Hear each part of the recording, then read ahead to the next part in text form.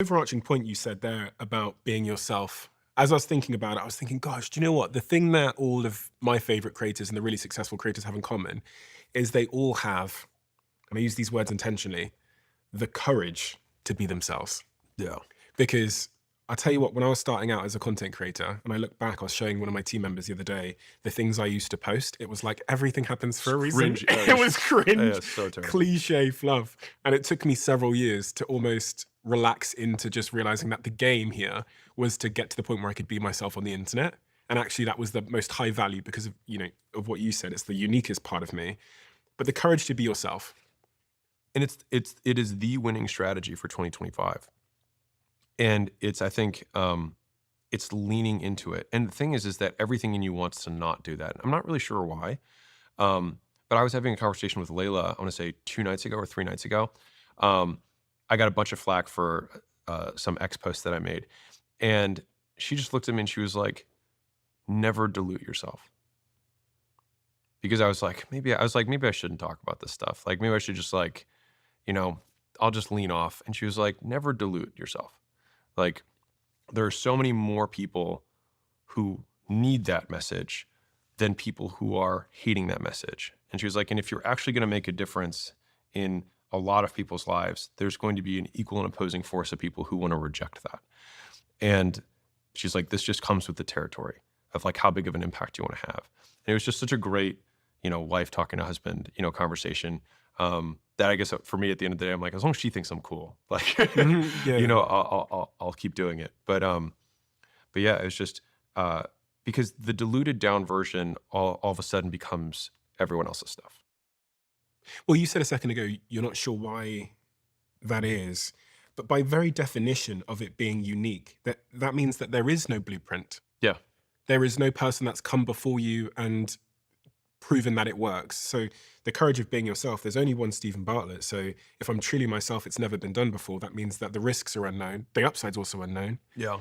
But so again, going back to our hate of uncertainty, it makes much more sense for me to try and copy you because I can see a blueprint there than to run the risk of being yourself. And you are someone, I have to say, who is running the risk of being yourself. And actually, as someone who's observing you, now I know who you are and I now know who you're not. Mm. And it's important for me as someone that follows your work Yeah. that actually I see consistency because I've established Alex Hormozi's values. Yeah. And anything that diverts from that is actually less valuable because, as you say, it's more like everyone else and the things I've had before. But it's also, it wouldn't feel true anymore. Yeah. And this is something that even as a creator myself, I have to fall back on is my audience know who I am now. For better or for worse. Yeah. They're not going to learn anything new. Yeah. What's really interesting is navigating the gray. And so there are contradictory ideals. And this is what I kind of come back to when I'm like worried about these types of things, which is like, you've got mercy and you've got justice. They're somehow opposed and they are both ideals. So how can we believe in justice and also believe in mercy at the same time? And so, and I mean, there's a number, you can have variety and consistency. Like there's tons of examples of this, right? And so we have these diametrically opposed ideals, which means that if you ever say, by the way, I'm a little bit more of a justice guy. Like, I understand they had a hard time, but at some point you got to take your own personal accountability. So like, no, you're not going to get out of the speeding ticket. You're going to get like, that's what's just. On the other hand, it's like, hey, single mom gets pulled over for driving too fast. You know what? Maybe we let her off today. Both of those stories, fair, but you're going to get attacked by the other side that has an ideal that all humans try to strive for, and it will feel terrible because they are right, and so what?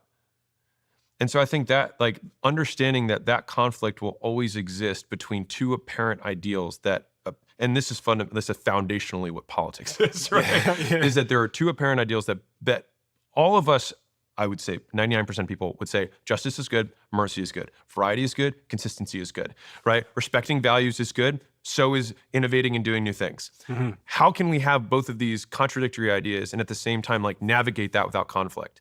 You can't, because how much becomes the question. And so I think that your thumbprint as a creator is that when someone presents a scenario and says, does Alex choose mercy or justice in this scenario, that your audience says, gets it right. And so I think about branding in general as basically a mosaic that you get to create. And so like each piece of content is a little tile that has a single color on it. And if you just see one piece of short content of Stephen Bartlett, you don't really have an idea who Stephen Bartlett is. But if you see 1,000 of them, all of a sudden you zoom out and you get to see the whole picture. And I think that the colors that are in those mosaics and the proportion of how many yellows, how many reds, how many greens, and where are they is what ultimately creates the brand. And so, because people want to try and turn this into, okay, so I make one post about family, I make one post about finances, I make one post about whatever, right? It's like, I don't think that's how it works. Yeah. I think you just be you, and then those proportions will naturally shake out. And also over time, you will change. And so it also makes sense that your brand will change. Yeah. And that was also another thing that I had to reconcile, which is like, wait, I don't know if I agree as much with some of the things that I said 10 years ago. Because the thing is, in the digital world, like my first podcast was 2017, July of 2017. Wow. Episode 8 is called Stop Branding. I have changed my views on branding, to be clear. Yeah. But that first podcast is 90 days from when I lost everything. And so the entire like Hormozi journey, if you want to call that, from 0 to billion, is actually documented 90 days from 0. It's all there. And so you can see how my views on business have changed and like what I was thinking about at every kind of portion of my life. And so I had to just be okay with the idea that like, I will change my mind because I will get new information. Because let's take the alternative stance. If I get new information, do I just keep parroting what you did before? This is also an issue with politics, right? Is that like, he's flippy floppy. It's like, so they're not allowed to learn? Yeah. Like, you've been in politics for 20, like you haven't learned anything, like no stances changed. Like I feel like we should be able to do that. And obviously brands don't work that way. So it has to be gradual over time, which I think if you are always you at all times, it will be gradual over time. Yeah.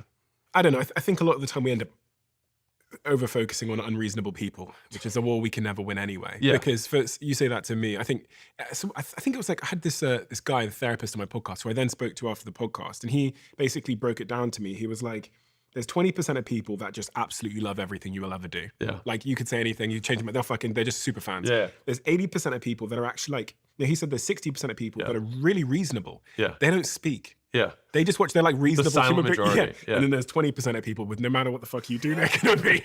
This is like, don't spend your life focusing on the 20%. The quiet majority, the 60%, they don't tweet, they just chill.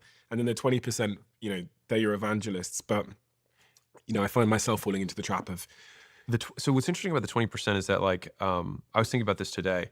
So no matter who you are, you're going to be disliked, period. Because no one's liked by everyone. So we just have to like, if we can accept that as a premise, right? No one's gonna be liked by everyone. You might as well be disliked for being you than being somebody else. Amen. Right? Amen. At the most basic level. Yeah. The being disliked is a fixed cost. Yeah. Right? Yeah. And I think to take the opposite perspective, I think it is far better to be disliked for being who you are than loved for someone you're not. Yeah.